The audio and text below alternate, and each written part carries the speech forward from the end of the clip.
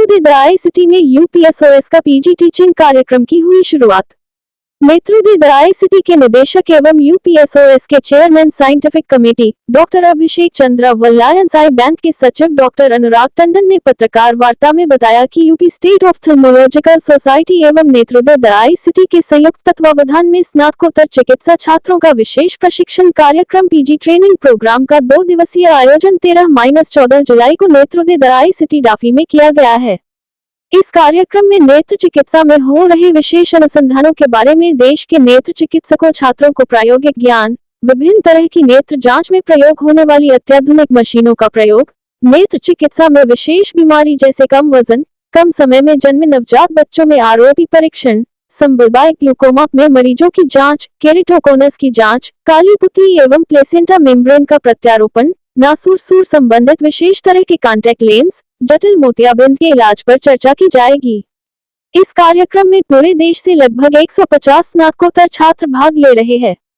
Star news plus के लिए उत्तर प्रदेश के वाराणसी से रोहित सेठ की रिपोर्ट।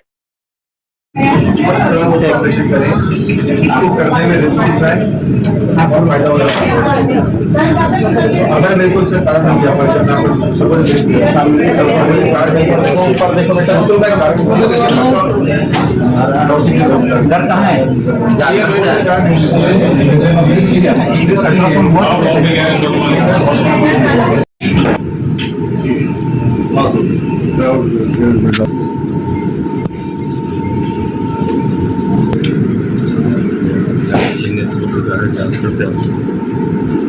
बता दें।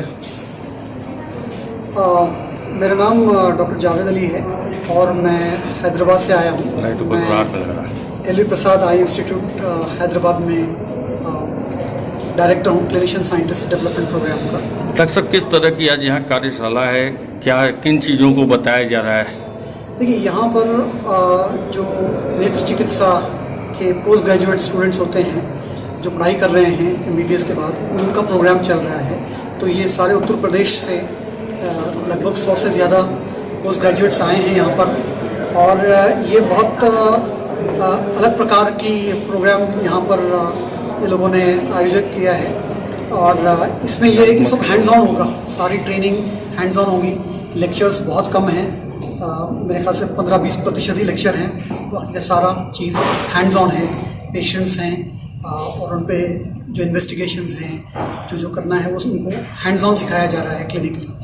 और दूसरी चीज़ ये प्रोग्राम की यूनिक ये है कि 70% जो फैकल्टी है, जो पढ़ाने वाले हैं, वो भी उत्तर प्रदेश से ही आए हैं। तो ये एक अलग मैसेज जाता है आत्मनिर्भर उत्तर प्रदेश के बारे में।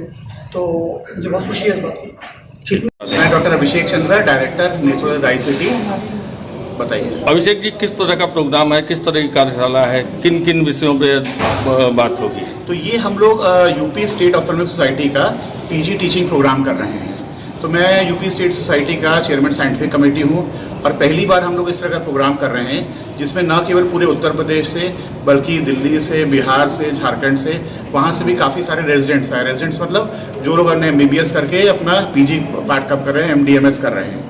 तो हमारे पास लगभग 150 MS स्टूडेंट्स आए हैं जो इसमें पार्टिसिपेट कर रहे हैं और लगभग 40 फैकल्टी है जो कि एम्स से, LV प्रसाद से, दिल्ली से, यूपी के जगह कॉलेजेस से, SGPGI से सब आए हुए हैं।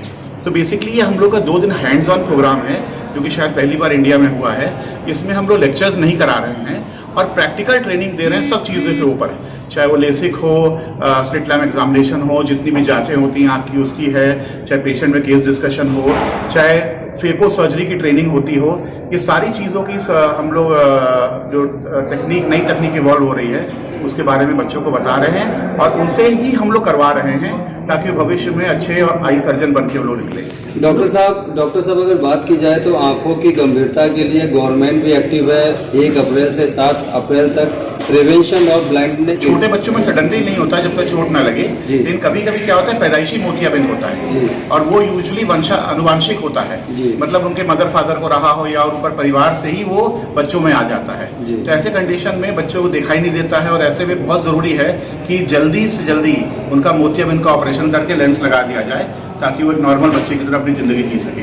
अगर ऑपरेशन डिले होता है तो उस कंडीशन में हमेशा के लिए रोशनी में जाने का खतरा रहता है। Sir, one social issue sir, sir अगर बात की जाए तो इस समय गरीबों का सर जो ट्रीटमेंट कराने का खर्चा है वो सबसे बड़ा इशू है।